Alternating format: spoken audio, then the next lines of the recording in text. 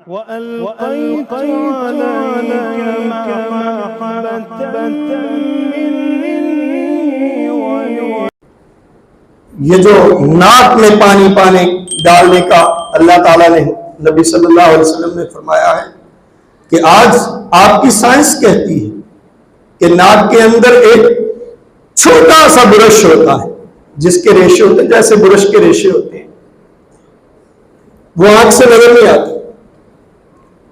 جب ہم ناک میں پانی ڈالتے ہیں تو اس پہ جو گرد و غبار ہماری ناک میں سے اوپر گیا ہوتا ہے، ہماری فضا میں سے، وہ صاف ہو جاتا ہے۔ اور اس کا فنکشن کیا ہے؟ اس قدر باریک ریشے کہ جب پانی کے اندر جو برقی کرنیں ہوتی ہیں اس پہ پڑتی ہیں تو اس کا اثر آپ کے دماغ پہ بھی پڑتا ہے۔ مسواک آپ کرتے ہیں، مسواک آپ کے دانتوں کے لیے، مسواک کے اتنے فوائد فقہا نے بتائے۔ آج سے پہلے جب سائنس نہیں تھی، لیکن اب سائنس بھی، آپ نے دیکھا ہوگا آپ جب ٹوتھ پیسٹ کرتے ہیں تو کچھ ٹوتھ پیسٹ پہ لکھا ہوتا ہے کہ فلورائڈ بھی اس میں شامل ہے۔ کیا ہوتا ہے فلورائڈ؟ وہ ایسی معدنیات ہے جیسے آپ کے جسم میں آئرن ہوتا ہے، کیلشیم ہوتا ہے، اسی طرح فلورائڈ دانتوں کی مضبوطی کے لیے ہوتا ہے، اور وہ مسواک میں سب سے زیادہ پایا جاتا ہے۔